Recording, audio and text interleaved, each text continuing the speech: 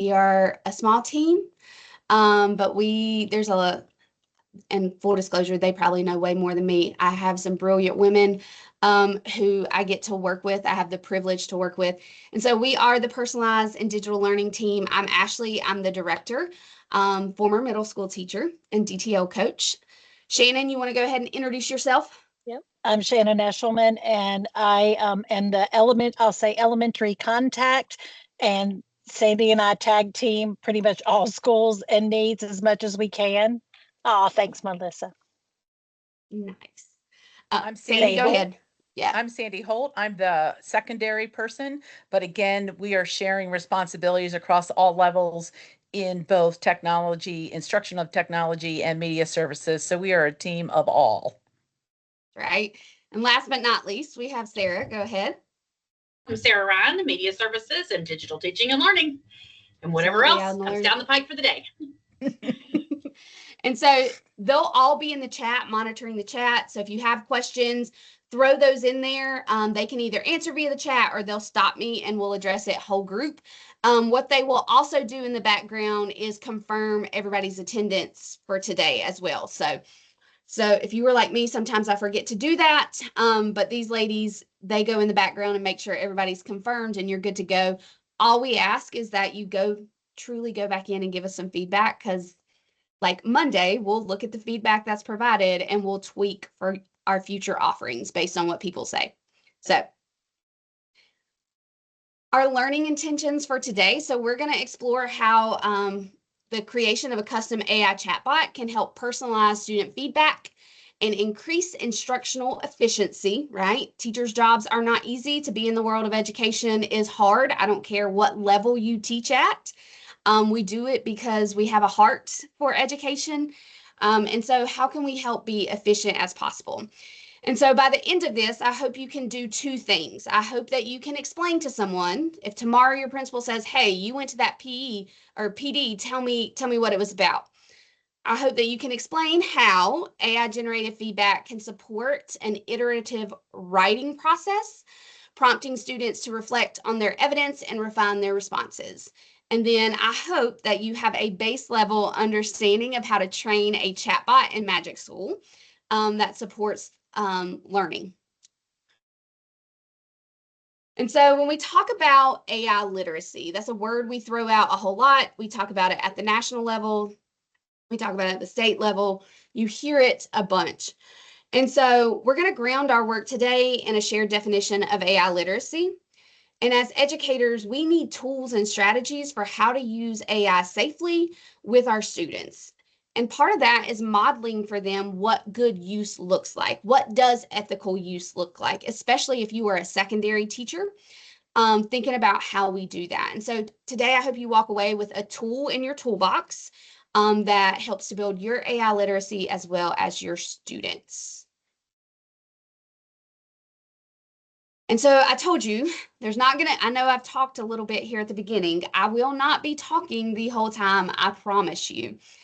I do want to ground this in an experience. And so I want you to be able to see the student side of this. And so in education, we are used to wearing multiple hats. We all wear them. I don't think there's any position in our district where someone just gets to do one thing. We all do multiple things.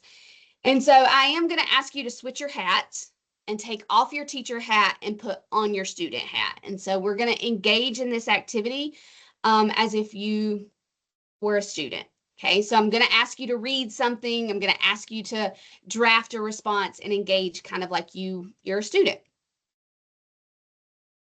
And so first thing, we are going to read an article. Full disclosure, this article was created by Gen AI. I do cite my source down at the bottom of the article. If you have the slide deck, you can click directly on that link. Sandy is also going to drop it in the chat as well, so you can access it that way. If you do not like switching between tabs, you can absolutely scan it on your phone and read it from there as well. So lots of options for access. But we're going to take about 7 minutes, and I just want you to read the article. It is about food, because those of you that know me know I love food. I'm a foodie. I just traveled to New Orleans and got to try some New Orleans cuisine, which was amazing. Very excited. And so as you read, I do want you to think about the author and the statements and the claims he makes about the cultural and emotional significance of winter comfort food. Okay, so thinking about what's the cultural and emotional significance of winter comfort food. So I'm going to be quiet. These are those lulls I talked about. I'm going to be quiet. I'm going to let you work for about 7 minutes. And then we'll come back together for the next part of this. Is anybody unclear what you're doing right now? Yes, no, thumbs up, thumbs down. Good. Beautiful. I see a couple thumbs up. All right, then I'm going to be quiet. And we'll start the timer.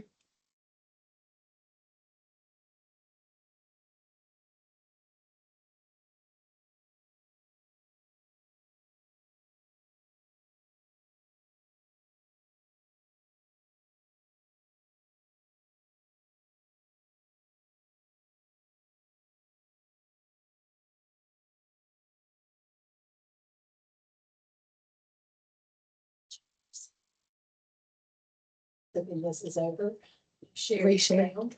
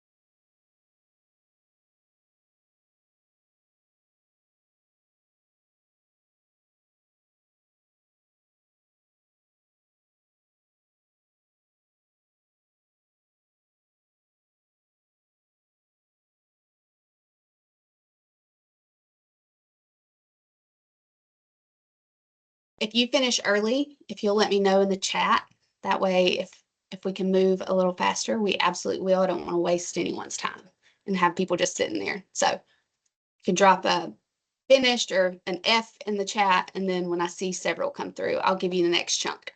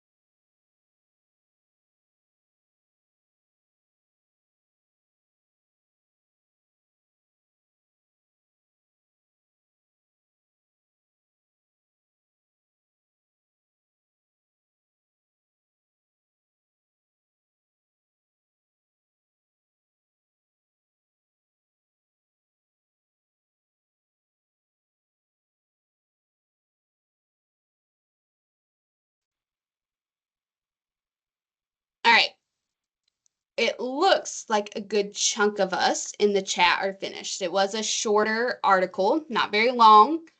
Also tried to pick something that it's after school. We've had a lot going on, something not too cognitively demanding at this point in the day.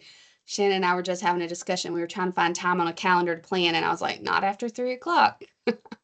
So you've read the article. Next chunk of that, how many of you, and you can put a yes or no, thumbs up, with whatever you're most comfortable with in the chat. How many of you have heard of the ACEs writing framework or protocol? I see one person thumbs up in the chat. So some of us are familiar with that. Absolutely, right? And so we're going to use that in just a moment. Okay, girl. So we're going to use that in just a minute. All right. I do have a link, a forced copy link to an ACEs framework graphic organizer. If you are someone who doesn't mind switching between tabs and you want to kind of jot down some thoughts, we can throw the link in the chat, or you can click the link here as well, and it will give you that. For me, I still love my pencil and paper when I'm trying to do these things. So if you have a pen or a pencil, some type of writing utensil, and a scrap sheet of paper, you can use that too. But I want you to begin to draft a response to the following question. What does the article suggest about why winter food is meaningful beyond taste? And so if you're not used to the ACEs framework, you're going to answer that question using that framework. So the A stands for answer the question or prompts. C, you are going to go back into the article and cite evidence. E, you're going to explain or elaborate. This might be a good opportunity to kind of pull your own experiences, to explain or elaborate, to give context to some of the quotes or evidence you may pull from the text. And then S, you're kind of summarizing your main point and wrapping up that paragraph. So it's not, the framework isn't necessarily meant to help you write an entire paper, but more like a paragraph. And so I want you to start looking back at that article, and you can, at this point, if you just want to jot down notes, you want to do some bullet points, they've put the link to that graphic organizer in the chat, but I'm going to leave this up here as well, so that you can see the A, C, E, and S. And then I want you to kind of start drafting out what your response to that question may be. Does that make sense, your next step? Yes or no in the chat, or a thumbs up. I see heads shaking. So I'm going to assume beautiful. All right.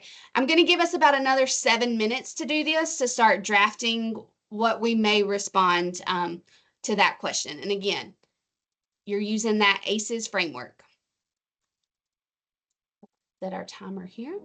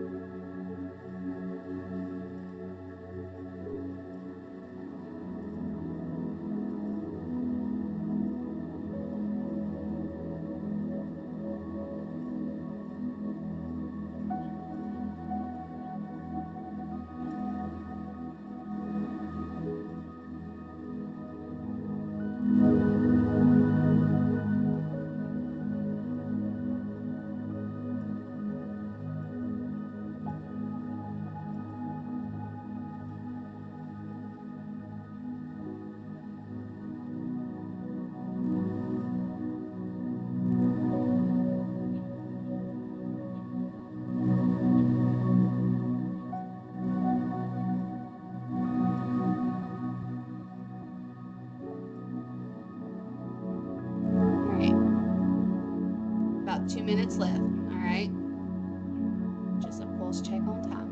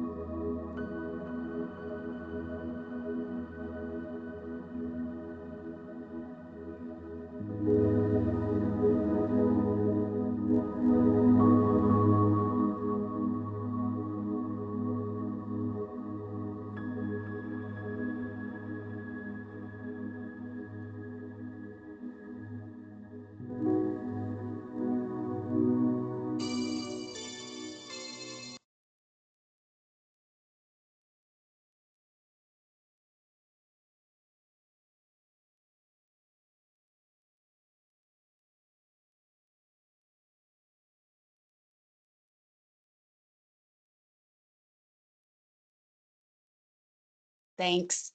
Always, always, always. Give you about 1 more minute to kind of wrap up the thoughts that you're on. Again, not truly for a grade, so don't worry if it's not quite perfect. I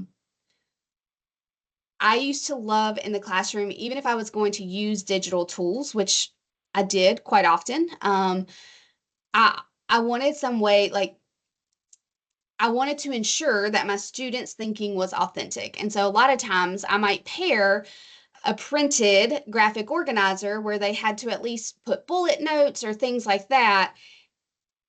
I would have them capture some of their original thoughts before going in and typing or submitting or using generative AI or any of those things, so I can see their original thoughts, just as a way to kind of, we talk about academic integrity, as a way for me to see where they're at before they start interacting with any tech tool. I know we're all limited on paper these days, so that may not always be feasible, but one of the things I used to love is to pair some of that handwritten with one of those digital tools to get them to process. And so here's the next step of this process, all right? We're going to use a tool called Magic School. I know some of you have probably used it or are familiar, and some of you may not be at this point. But we're going to use a chatbot that I trained in here. And so you can scan the QR code. It will work on a phone. Maybe a little, my thumbs are really short, so sometimes it's hard for me to type a full paragraph. But Sandy's also dropping the link in the chat. And so when you click on that link or you scan the QR code, the first thing it's going to bring up is screen number 1 for you. And we're going to ask you to put in your name. It can be a nickname. I wouldn't let my students do that, but you don't have to sign in, and you can just put your first name or a nickname, whatever you feel comfortable with. The second thing, once you put your name in and hit enter, it's going to make you, a screen's going to pop up, and it's going to ask you to acknowledge that you need to use Magic School responsibly, that AI isn't the end all be all, and humans need to be at the center of this and really verify what's there. And so if you'll hit that acknowledge button, and once you do that, the tool itself pops up. And so you'll see it gives you a welcome, it gives you some direction there, and then you'll see a box at the bottom where you can type a response. And so this is where you're going to interact with this chatbot. So I would love for you to take your response, even if it's incomplete, and type it in that chatbot and have some level of interaction there. If it gives you some feedback, make some revisions, go back and ask it questions. But I want to give you some time to kind of interact there and see what that looks like from a student perspective. Put some wrong information in. Absolutely. Ask it to give you direct. Do all those things we know students do. And full disclosure, this has gone through multiple iterations because the first time I trained this bot, I definitely missed some things. So there may be things that y'all ask it to do, or that I need to go back and add some additional directions. So want to give you about 5 minutes to interact. And again, even if your response is incomplete, go ahead and type some things in there and see what it gives you. All right, so we're going to take about 5 minutes. You can type your whole like you can copy and paste that and just plug it in. Absolutely. You can do it sentence by sentence and have a paragraph that flows. It'll be interesting to see the feedback that it gives based on how you enter your response. So I'm going to set our 5-minute timer here.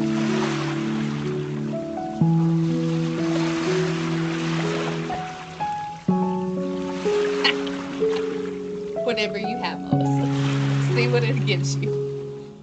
I purposely only put in part of a sentence to see what it would say to me, or like a few words. Did you know we have middle schoolers that did that? I taught middle school, so yeah.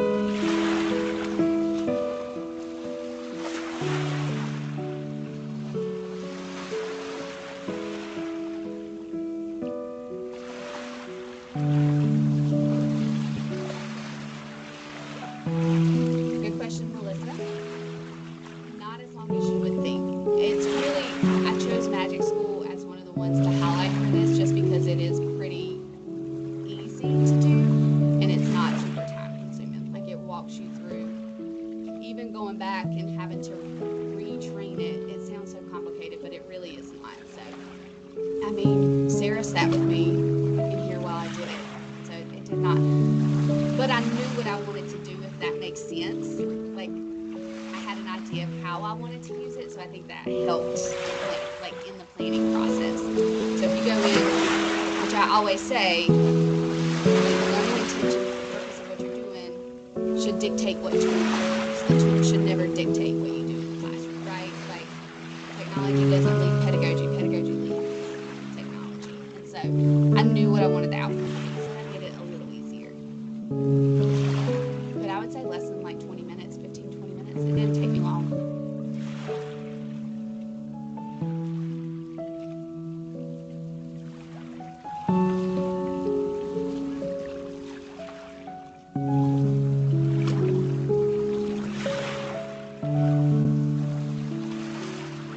Funny that you say that.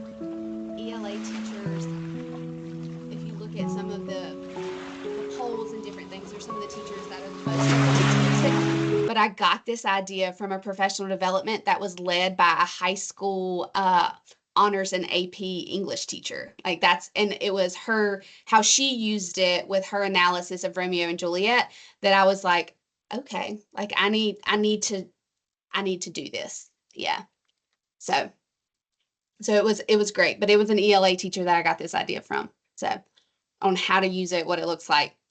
All right, so I'm going to stop sharing for just a minute. I know there's already been a conversation in the chat. But what did you think? What did you like? What did you not like? Did anybody, you can throw it in the chat, you can unmute if you would like. But what's your initial reaction?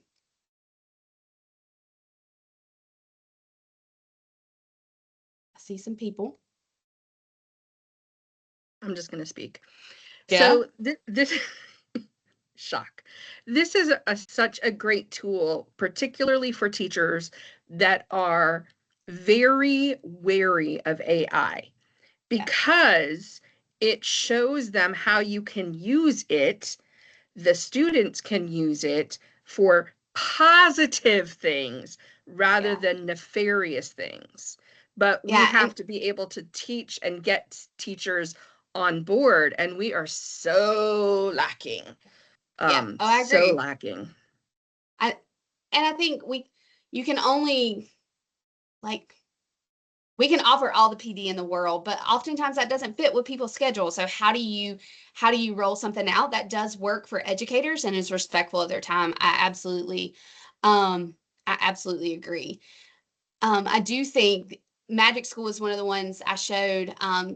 Also, to your point, Melissa, because, and Shannon and I had this conversation earlier, there are lots of guardrails in place when it comes to protecting students. Like, I feel like this is a toe in the water when you're thinking about AI, as opposed to going to like Gemini or things like that. There are a lot more guardrails in place. So this one, I had an idea. I was reading through the chats, and I loved.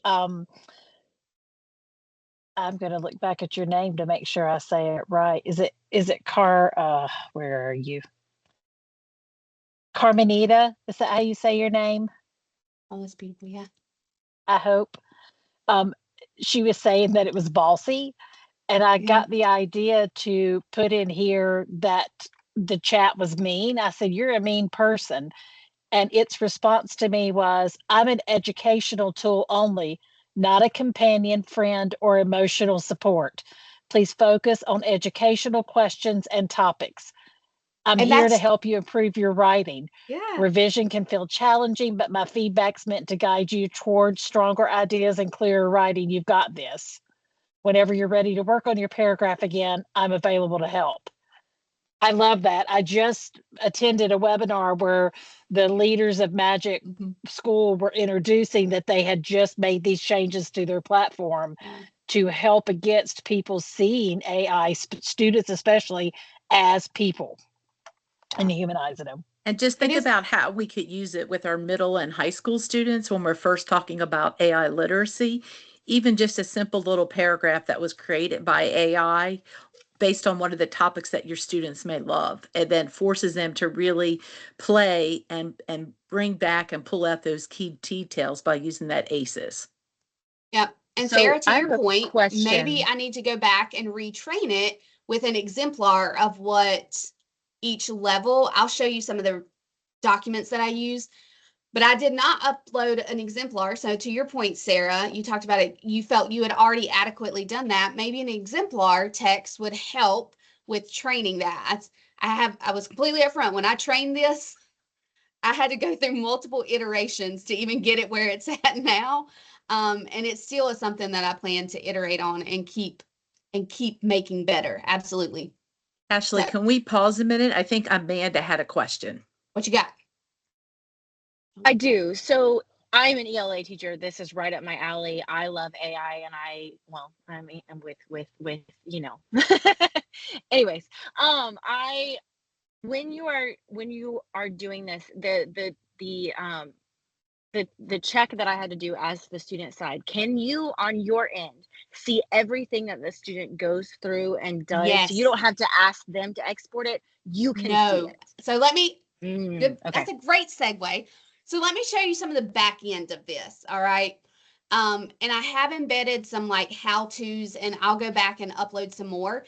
But that's when I say there are lots of guardrails in place in Magic School, there are, and that's why it's one of the ones we shared. So let me go in here, and I'm going to share some information with you. Maybe if I can get my, it's not coming up. Come on. Here we go. So Magic School, when I think about it, one of the number one reasons I chose it is because the free version is very robust. Let me get out of here. I can show you like the free version. It has over 80 teacher tools, 50 student tools. It gives you some basic support, those kind of things. And they have committed to having an always forever free version. And so that's one of the reasons. The second reason is the guardrails, but the third is that it's really, really easy to use. And so if you do not currently have an account, I want you to go in. This link looks really not great, but I want you to go into Magic School and go ahead and get you a free account. And so we'll drop a direct link. You can Google Magic School as well. Either way will work. Lucas, we do not pay for Magic School. If your school has it, then your school purchased it. The district does not pay for it. Nope. We don't have any tools at this point that we have paid for at the district level, given current budget constraints. But if you go to Magic School, all you have to do is click free for teachers. It will ask you if you're a teacher or student, and then you can use your Google credentials to sign up. And so I want to give everybody a moment to get in there. If you'll either put like a yes in the chat or a thumbs up to let me know that you've gotten in. It is one of the ones that is approved. Yes. So that is a good clarification. It is one of the ones that's been approved for student use. For student use in middle and high school. Yeah, in middle and high school. And we'll talk about that in just a minute.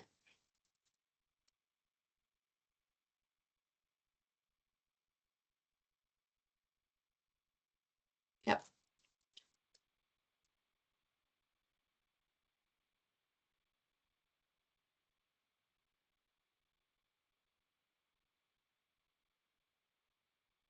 So if you want to get into Magic School, claim your free account.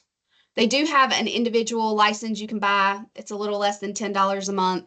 I'm not advocating for you to do that. Everything I have needed to do, I have been able to do in the free version.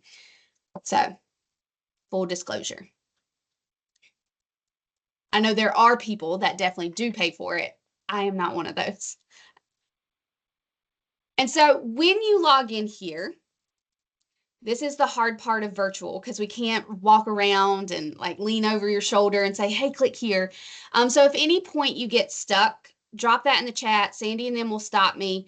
If you just get overwhelmed and frustrated and you're like, I cannot figure out where that lady clicked, we are always available for coaching. We can jump on a Teams call. We're more than happy, if our schedules allow it, we would be happy to come out and help support.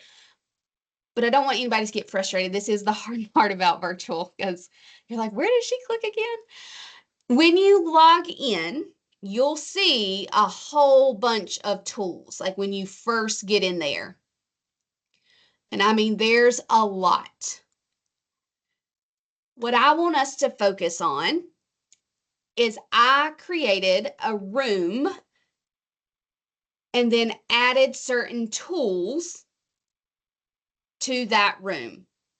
Okay. And so a room is just a space. Think of it like I taught multiple periods or multiple classes in middle school.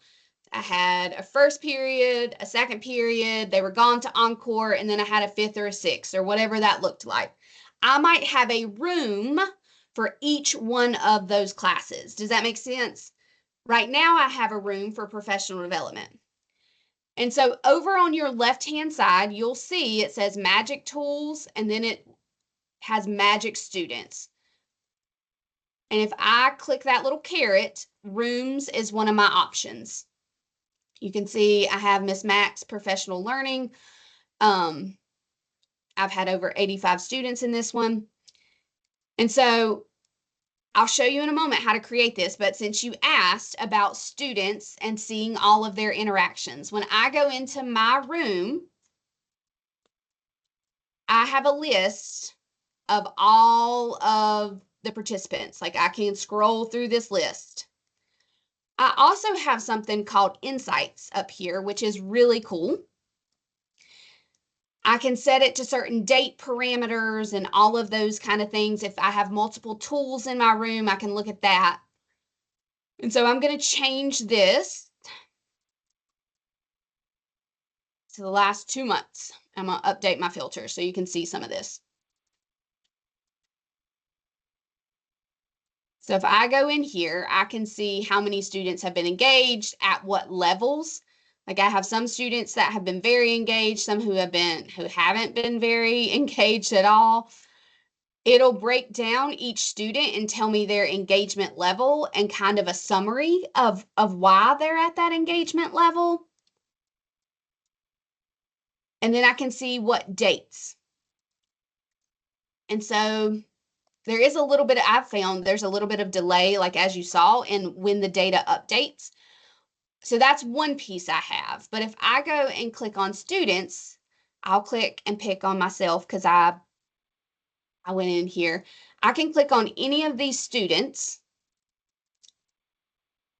and it'll give me all their interactions with the various tools, and I can go in and see what their chat looked like. So I can see the original paragraph here.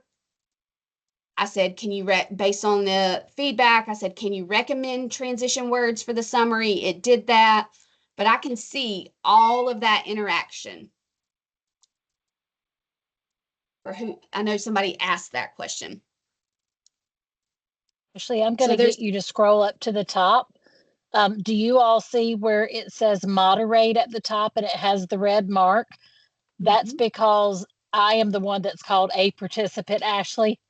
I put something in there that lets the teacher know this student has said something you need to look at. Yeah. So here I can go down and I can see that it's a flagged piece of content. They're treating this chatbot like a person. And so I can go in and see whatever that flagged content is. So I taught middle school. Middle school will push boundaries, buddy. Like they'll put all the curse words in all the places they shouldn't sometimes. And I love middle school. I love them. They'll say all kinds of stuff. And so it will, if they talk about self-harm, any of those kind of things, it'll flag it. And so thank you for remembering to point that out. Will it also flag it if the student is trying to get the chatbot to rewrite it for them? It hasn't yet. I've had people do that. It's not flagged that type of content for me as I've gone through. See, can you write the answer? Well, here's one, but that's not what it's for. It flagged it because she said she was interacting with it as it was a person. I can preview this as a student too, see what the room looks like, all of those things. And it's really easy, just like with you all, it was really easy to join a room. I can put a link on my Canvas page, push it out through GoGuardian, whatever that looks like. Does that make sense? So let me go back here. I never have enough time. And so when you create a room, all you have to do is hit that create room and then name it. And that's it. And you're going to choose what tool you want to add into that room. So I can hit create room, add whatever tool, and save to room. Some of you asked what it looked like for me to create that chatbot. Melissa, you asked if it was how long it took me, and it really took me like less than 15 minutes, 15, 20 minutes. And so when I'm in this room, I only have one tool. You can add multiple tools. So if you wanted to add, there's funny things in here like joke of the day. There's all kinds of tools that you could add. If I go in here, here are the different pieces that I need to include when I create my custom chatbot. I have to name it and I have to give it a description. The bigger piece is your instructions. And this is the part I have had to go back in and update multiple times. And based on some of the feedback you all gave, I may need to do that again. Give me 1 minute, Sarah, and I'll show you. I'll show you how to go back. And so you can see my prompt there is pretty lengthy.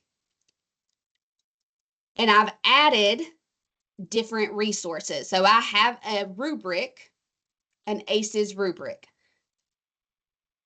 I have the article itself. I have all of those things that I have uploaded here. And so that's really where the meat of the training of the chatbot comes, is your prompt. But one of the cool things that is embedded in Magic School is once I have my prompt in there, I can hit Prompt Assist, which is a tool that Magic School has embedded. And it has my prompt up at the top, and it's added some improvement. And so I can accept that and change mine if it wants to. It tells me why it was changed, but I do love that feature. I do. Melissa, in the slide deck is my prompt, and please don't judge it. It is not perfect. It's almost like a stream of consciousness of all the things I thought of. So I should use that prompt assist. But then if there are other specific knowledge the chatbot should have, anything like that, any resources, I can add that. And I can iterate with it. So some of you asked, what will it do if I ask it to write it for me? You can preview it as a student. You can also, what they have that I love is preview with exemplar.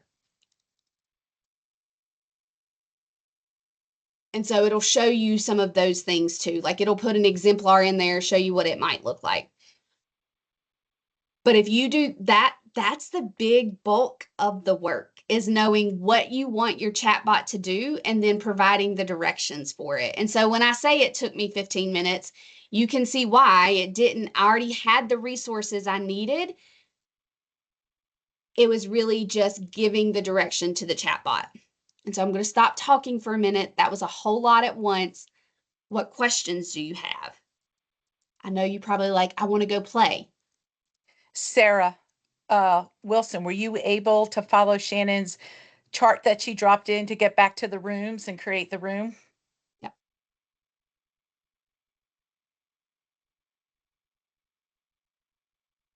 Okay, Beautiful. great. Any other questions? And Shannon just mentioned that Magic School has the prompt helper. It does. And that is really, really good to help refine your prompt, especially if you need to retrain your bot. Yeah. And they've taken that tool and built it into this particular You don't have to go out to use, I'm telling you, Magic School It's has all called kinds of Prompt things. Assistant. They are upping their game. I told I'm Ashley telling you. earlier, in the past, I It was wasn't. not a huge Magic School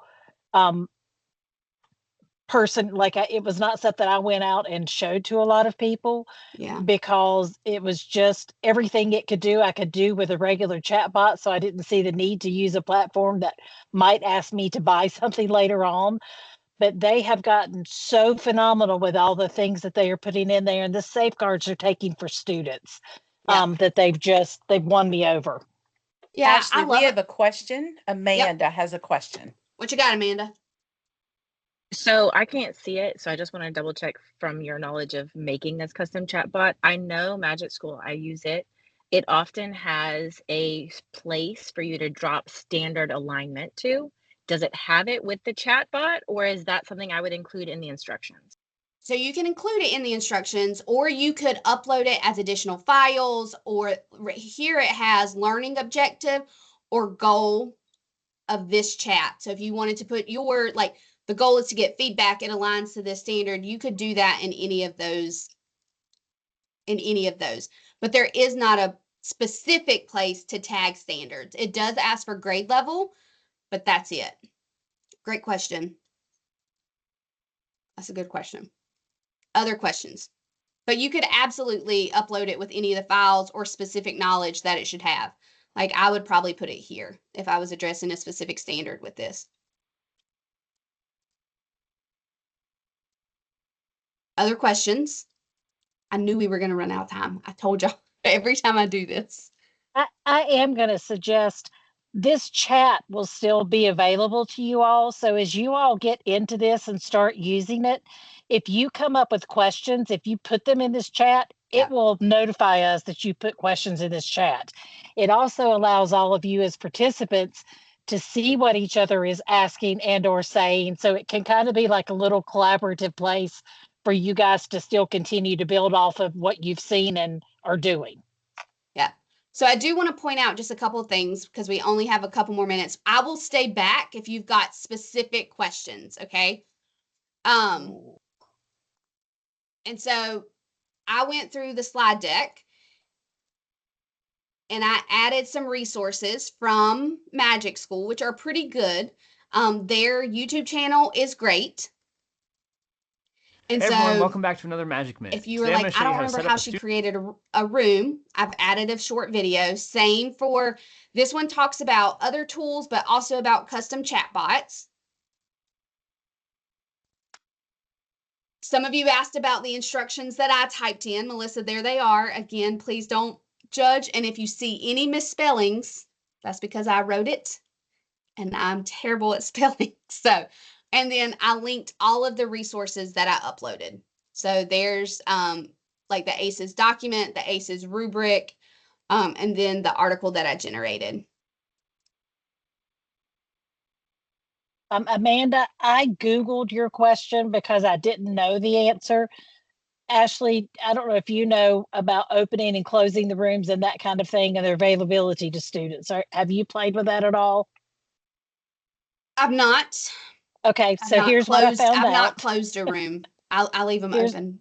Yeah, here's what I found out is that you can open a room to allow student access. You can manually lock it, suspend it, or close it when the activity's finished to prevent further access. You can set a room status to active or locked or paused. When it's locked, students will not see it as available, ensuring that they can't use the tools outside of designated class time or when you don't want them to. Nice. Yep. So just a couple updates. If you have not heard, as of as of February 4th, 4 platforms have been opened for our middle and high school students for student use. You will notice most of them are educational based. CurryPod, Magic School, School AI, all focus primarily, their focus is education. School AI is the only caveat. You have to be 13 and older to use it per the terms of use. And so that one is going to be high school only. Google Gemini is the only large language model that we are opening for students this year. A lot of that comes because we are just now starting this process. I fully recognize we are behind the times, but Google Gemini, we can control some of those things within our Google instance. And so it's the large language model. And it also is one of the few that's open for middle school. Their terms of use recently changed. We're exploring opening others next year, but it will not be a free-for-all, and it will be based on their data sharing agreements and their terms of service. Some of them dictate we cannot let students under a certain age use. And so notebooks on the list. It's one of those weird, funky ones like YouTube, Melissa. So we've got to work through a process, but we're working on it. One of the things I want to leave you with too is we do have guidelines around generative AI. They are going to be embedded within our acceptable use policy. But if you have not seen those, absolutely take a look at those. We'll drop the link in the chat so that you can put your eyes on those. And then last but not least, I do want to make you aware that there's a reason why we've not opened certain tools for elementary students. And that is because DPI's guidelines encourages public schools not to do that. Pre-K-5, they encourage students to learn about AI and for teachers to model use. But there's a lot of research out there around students at that age not having the ability to kind of understand that chatbot is not a human. And so we really want to make sure they've got some of those prerequisite skills before we have them interacting. Grade 6-8 is when we want to start seeing students interact with some of that, especially when we're talking through the lens of chatbots and things like that. And then in 9-12, really thinking about how they begin to look to their futures and utilize AI in that sense. If you have questions about, I've linked DPI's suggestions, and it goes into some detail and depth as to why they make those suggestions at each level. Our guidelines reference NCDPIs. So, Amanda, to answer your question, if there are recommendations for including a shortened version of the guidelines in a syllabus, we don't have a shortened version, but we strongly encourage all teachers to come up with your classroom policy on AI use. That, of course, would align with the guidelines, and to share those with your students and your teachers. And your parents, because they should know what they are allowed to do and what they're not allowed to do in terms of AI use within your classrooms, and what you see as acceptable and not within your classroom. But one of the things I will say we have created, and it was a lot of work to create it on the front end, we've created an AI hub, and I'll talk fast because I know you all got to go. Melissa, I'll drop it to you. Yep, hey, I have it linked on slide 1. We built an AI hub to kind of curate resources for different stakeholders. It lives on the when you go to employee resources, there's a link to these under there. We can throw the link in the chat as well. But we have resources. We have the guidelines linked there so you can access them, print them, send them home if you need to. One of the things we've also built is an AI glossary, because there are new words coming out every day and new terms. I'm like, Shannon, what is that? Sandy, somebody tell me what it is. So we've built a glossary that we do update. We have which tools students can use. So there is image generation that's available in Canva and Adobe Express that elementary students can use, because it's not that chatbot feature, but it tells you at each level what's available. But then we also have like one-pagers for students if you want something to send home about what it is and what's okay and what's not. For students, how to cite things, the Every framework. For staff, we have some of those same resources. So we have DPI's stuff, our professional development, grading recommendations, because that is a huge one. And then we have, like if I click on grading, it talks a little bit about academic integrity, what our stance on AI detectors. If you're looking for something to put on a syllabus, we've created messaging for that. So we're trying to curate lots of resources and put them in one place. And so we update that pretty regularly. But just know that is there too. And so I know I'm over by 4 minutes. I'm so sorry. So sorry. We do have some upcoming PD if you're interested. So we have one coming up on Monday. Shannon and I will be doing together. And then we have some in March, and our last one will be in April. So if you would like to join us again to learn about AI, some of the concerns, and then some of how to use it. So now I promise I'm done. I'm 5 minutes over. Sorry. But if anybody has any questions, I'll stay back. Feel free to unmute. You can ask us. But yeah, I do appreciate you spending your Wednesday afternoon with us. And I hope you got an idea of maybe what use with students could look like. And we are happy to help support. Shoot us a message. We're more than happy to jump on a Teams call or whatever you need. And thank you for attending. You've all been marked present. Please make sure you complete our feedback. We really take this feedback seriously. We go over it in our weekly meetings, and we take that feedback and improve upon it so our sessions get better and better each time. Thank you. Thank you. Well, we're glad you're stalking us. Just come on. Carmenina, I'm glad. Yeah.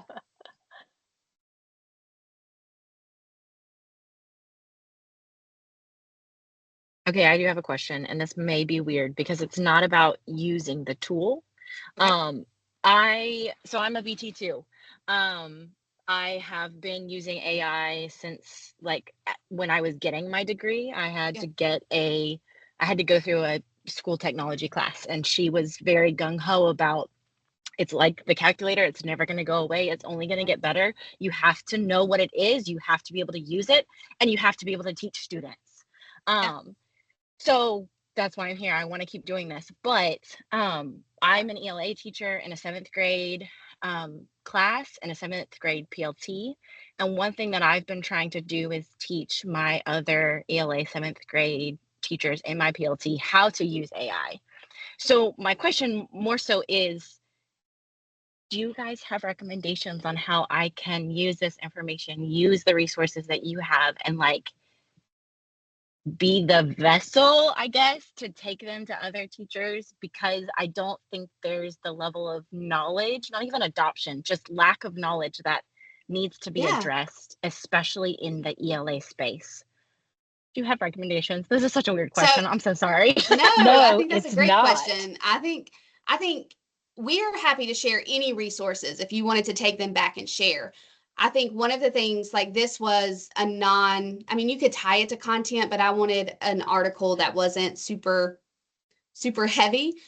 We would be happy to partner with you to think about an upcoming lesson, an upcoming unit that you could use something like this with, or maybe another tool that you could then take back to PLT and model for them. Say, hey, because then it would be about your curriculum, what y'all are teaching, and it might be more meaningful. Does that make sense? But we can share any of the slides with you, Shannon, Sandy, any other, but we would be happy to do that. Shannon's a former ELA teacher.